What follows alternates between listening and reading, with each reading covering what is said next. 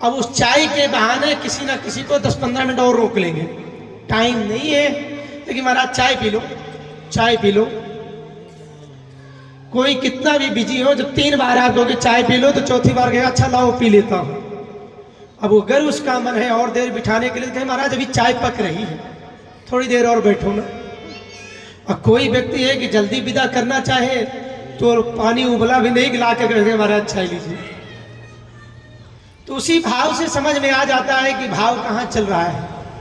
तो यहाँ पर याज्ञवल्क्य जी बड़े मुस्कुराए करके बोले कि जानते तुम सब हो, लेकिन तुम भगवान के भक्त हो और चाहो सुनय राम गुण गूढ़ा। तुम राम के गुण के गूढ़ को जानना चाहते हो और प्रश्न कैसे कर रहे हो, कीने हो प्रश्न मनहु मति मूढ़ा, ऐसे प्रश्न कर रहे हो जैसे मूर्ख व्यक्ति करता है। तो तात सुनो सादर मन लाई। ठीक है, जब तुमने प्रश्न किया है तो मन को लगा करके सुनो। आ गया ना, हर जगह यही कहा जाता है कि ध्यान लगा करके सुनो। समस्या एक ही है सबके घरों में, पत्नी कहती है पति नहीं सुनते, पति कहते हैं पत्नी नहीं सुनती, बच्चे कहते हैं माता पिता नहीं सुनते, और माता पिता कहते हैं बच्चे नहीं सुनते। सारी समस्या सुनने की है। और इतने बड़े महात्मा याज्ञवल्क्य जी भरद्वाज जी को कह रहे हैं कि तात सुनो सादर मन लाई, कहा राम के कथा सुहाई। मैं राम जी की कथा को कह रहा हूं, लेकिन ध्यान लगा करके सुनो। राम कथा सुंदर करतारी, संशय विहग उड़ावन हारी। राम कथा तो ऐसी है जो संशय रूपी पक्षी को उड़ा देती है, कोई संशय नहीं रहता है। अच्छा, आप लोगों के भी मन में कोई संशय है, राम हुए थे या नहीं हुए थे? किसी के मन में कोई संशय हो तो हाथ उठा सकता है कि राम हुए थे कि नहीं हुए थे? राम हुए थे, तभी आप यहां बैठे हैं, हुए हैं, और उन्हीं के चरित्र को सुनने के लिए सारे लोग बैठे हैं। तो यहां पर भरद्वाज मुनि कहते हैं कि अब मैं आपको उस कथा को सुनाने चल रहा हूं, ध्यान पूर्वक सुने।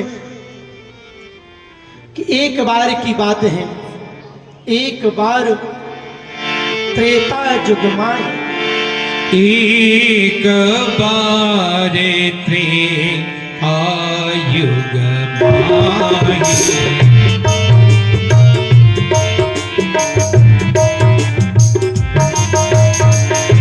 एक बार त्रेता युग में,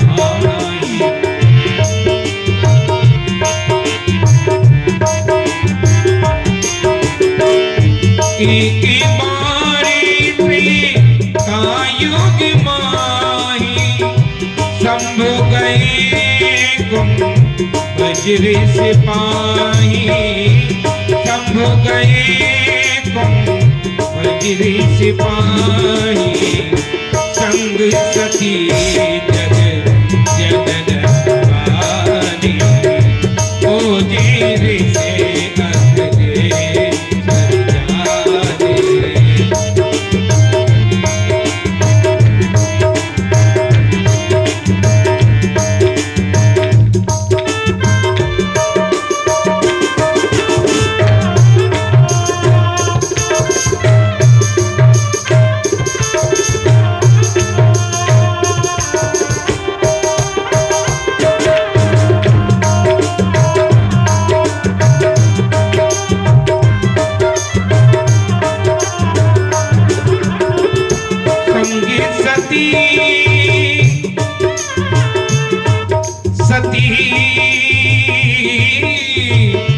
संग सती जग जनन भवानी, पूजे ऋषि अखिलेश्वर जानी, पूजे ऋषि अखिलेश्वर जानी, संग सती जग जनन भवानी, पूजे ऋषि अखिलेश्वर जानी, पूजे ऋषि अखिलेश्वर जानी।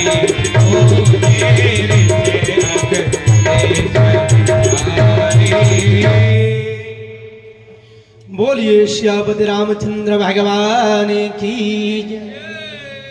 यही जो कथा यहाँ शुरू होने जा रही है, यही कथा भगवान शंकर भोलेनाथ माता पार्वती जी को सुनाएंगे, काकभूषुंडी जी गरुड़ जी को सुनाएंगे और याज्ञवल्क्य जी महाराज भरद्वाज जी को सुनाएंगे।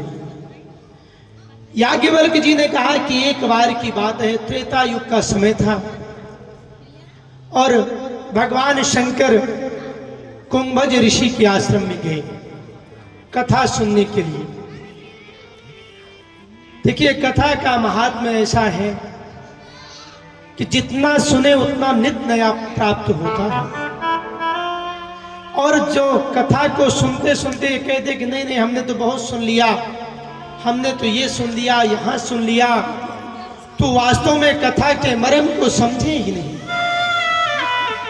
राम कथा जे सुनत अघाही, रस विशेष जाना तिन्ह नाही। इसलिए जितनी बार सुनते हैं उतनी बार नयापन होता है, उतना ही उसमें समझ में आता है।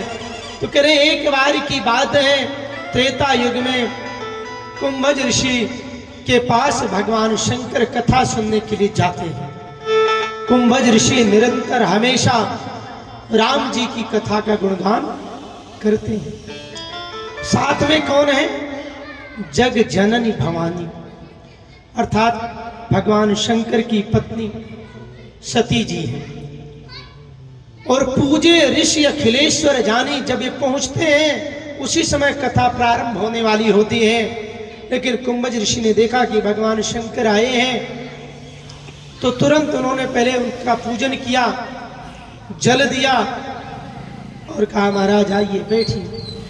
देखिए जैसे ही वो पूजन करने लगे, सती जी के मन में संशय हो गया, क्योंकि सती जी जो है ना वहां गई तो है, महादेव की धर्मपत्नी है, लेकिन अभिमान को नहीं छोड़ पाई है।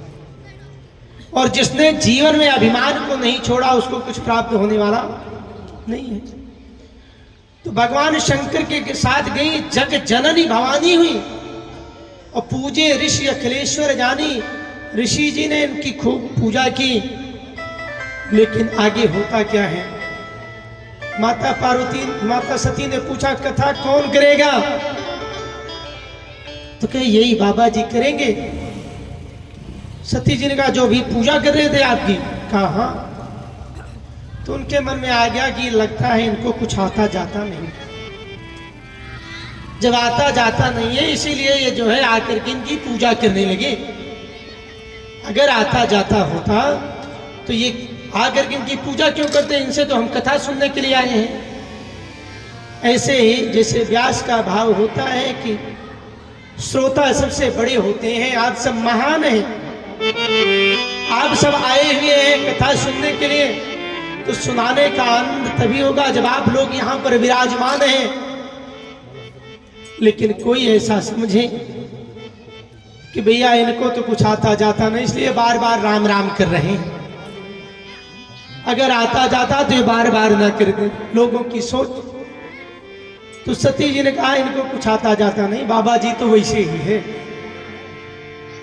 तो अगर किसी के मन में किसी के प्रति भाव नहीं उत्पन्न हुआ तो कितनी भी अच्छी कथा सुना ले, वो यहां से नीचे जाना ही नहीं है।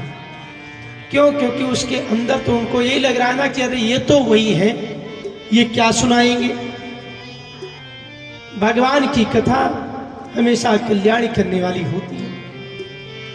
तो वहां पर बतलाया कि राम कथा मुनि बरज बखानी, राम कथा मुनि बरज बखानी, राम कथा मुनि बरज बखानी, सुनी हे परम सुखमानी, सुनी हे परम सुखमानी। राम कथा मुनि बरज बखानी, राम कथा मुनि बरज बखानी, सुनी महेश परम सुखमानी।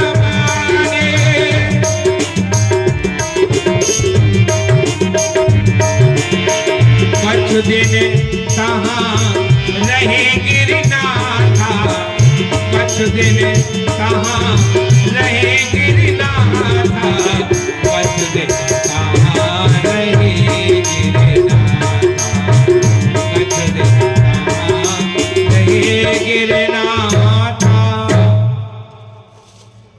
बोलिए शंकर भगवान की।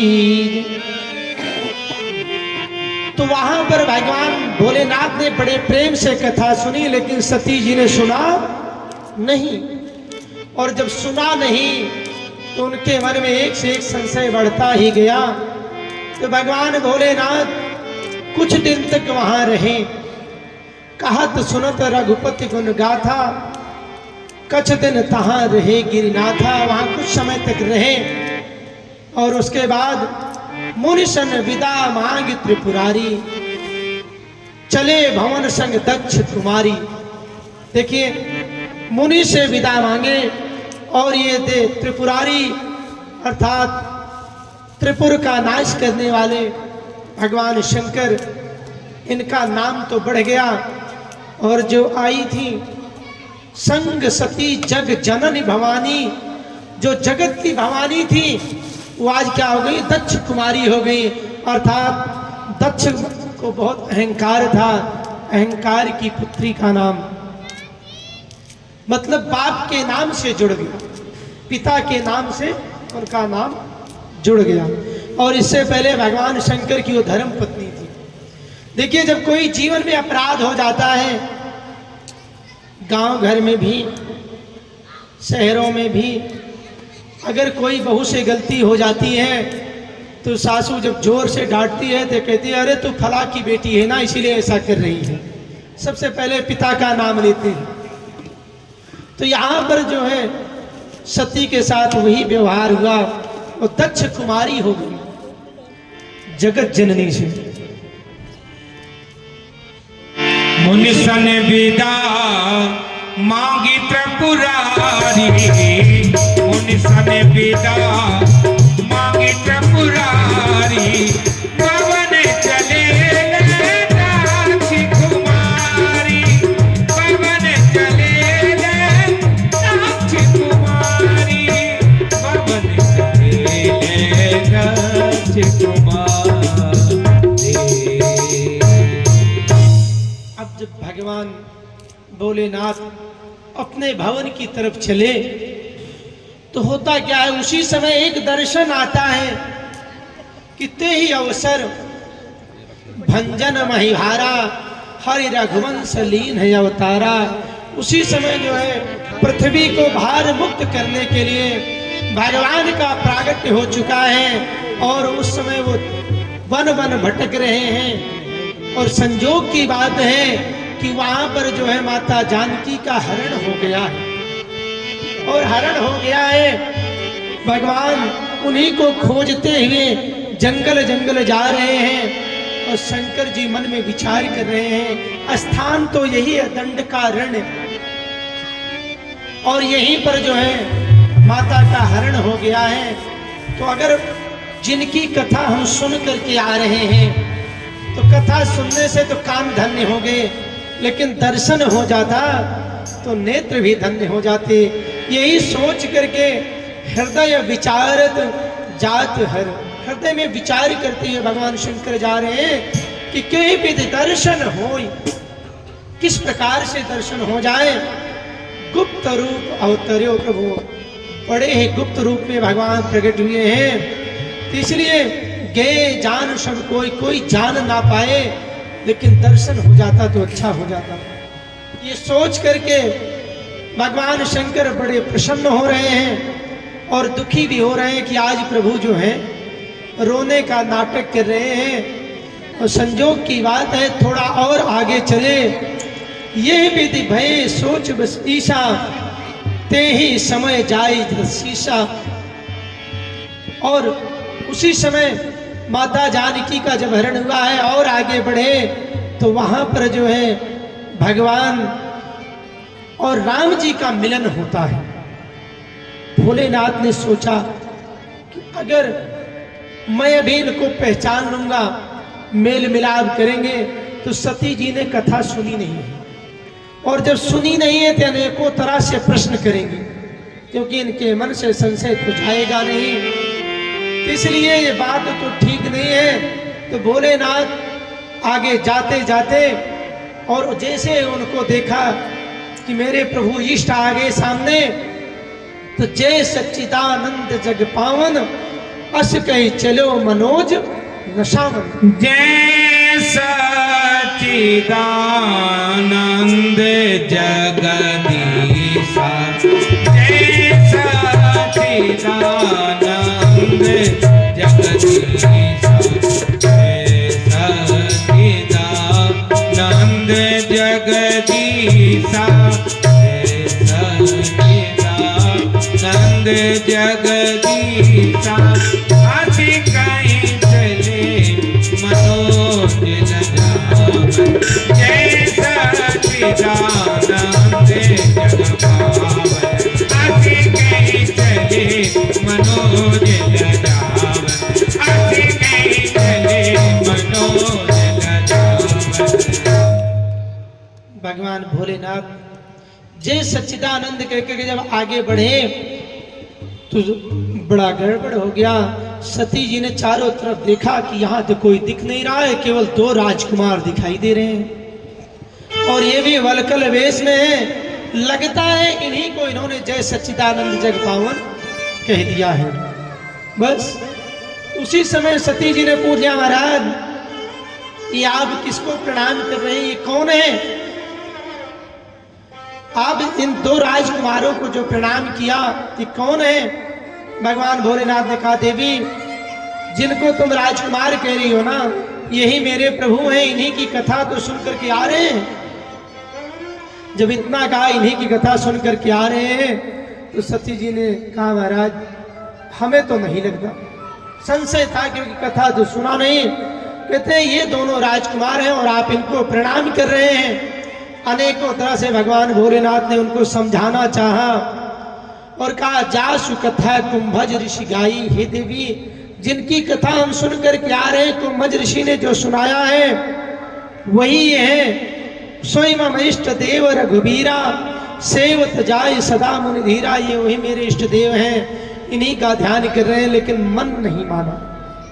सती जी ने अनेकों कुतर्क कर डाले और आपको बता दूं भैया, जो भगवान की कथा में कुतर्क कर डाले तो उनका कहीं कल्याण होने वाला नहीं है। अरे जब भगवान शंकर बतला रहे हैं कि जो मैं कह रहा हूं आप जान लो ये ऐसे ही है, फिर भी सती नहीं मान रही है। तो यहां पर एक दर्शन आता है कि भगवान भोलेनाथ की पत्नी हो करके जब सती जी नहीं समझी, तो कलयुग में भला कौन पति की बात सुनने वाली है, किस पति की बात मानने वाली है? बड़ा असंभव कार्य है। इनको समझाना बहुत ही कठिन है। आप कितने भी तरह से समझाएं, लेकिन जब तक ये ना समझना चाहे तब तक आप समझा नहीं सकते हैं। अंत में भगवान शंकर हार करके कह दिए, ठीक है देवी, जो तुम्हारे मन अति संदेह हो तो इन जाई परीक्षा ले हो। जो तुम्हारे मन अति संदेह हो, जो तुम्हारे मन अति संदेह हो, जो तुम्हारे मन अति संदेह हो, जो तुम्हारे मन अति संदेह तो किने जाए परीक्षा दे हो, तो किने जाए परीक्षा दे हो, तो किने जाए परीक्षा दे हो।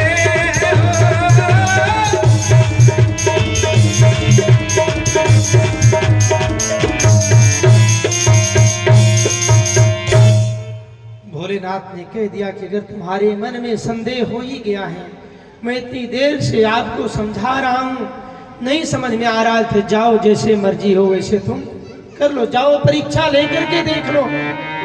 घरों में भी है, जब व्यक्ति परेशान हो जाता है तो अंत में यही कहता है ठीक है भैया, नहीं मान रहे हो तो तुम जाओ और जैसा प्रभु चाहेंगे वैसा ही होगा। राम जी यहाँ पर बैठ करके विचार कर रहे हैं कि यहाँ शंभु असमन अनुमाना दक्ष सुता कहूँ नहीं कल्याणा। दक्ष सुता का कल्याण नहीं है, मैंने इतना समझाया ये मानी नहीं। भगवान सोते सोते कह दिए कि होई है सोई जो राम रचि राखा, को कर तर्क बढ़ावे शाखा।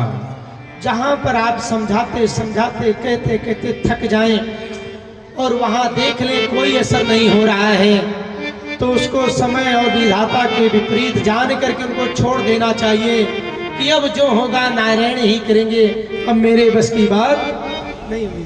अस कही जपे अस कही लगे जपन हरिनामा, गई सती जहाँ प्रभु सुखधामा। इधर तो भगवान शंकर बट वृक्ष के नीचे बैठ करके नाम जपने लगे और उधर जो है परीक्षा लेने के लिए पहुंच गए। सती सीता बनकर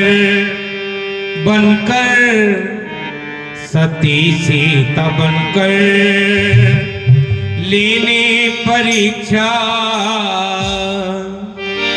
और रघुवर के आगे खड़ी हो गई है। आज परीक्षा लेने के लिए उन्होंने सीता का रूप बनाया। सती सीता बनकर लेने परीक्षा, सती सीता बनकर लेने परीक्षा, रघुवर के आगे खड़ी हो गई है। सती सीता बनकर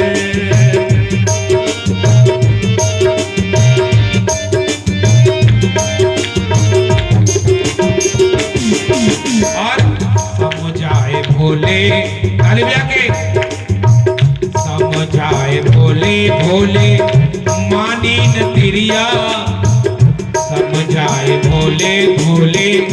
देखिए साहब, जीवन में दो बात हमने देखी है। कोई कोई मिलती है कहती है क्या बताएं, आज 30 साल हो गए शादी को, इनको समझाते मुझे 30 साल हो गए, इनकी समझ में आज तक नहीं आया। और कोई पति कहते हैं महाराज आज 20 साल है गई जा समझा, लेकिन ये मेरी धर्मपत्नी आज तक नहीं समझी। लेकिन आइए, समझाए भोले भोले मानी न तिरिया, समझाए भोले भोले मानी न तिरिया, अपनी जीते पर सती जी अड़ी है, अपनी जीते पर सती जी अड़ी है। सती सीता बनकर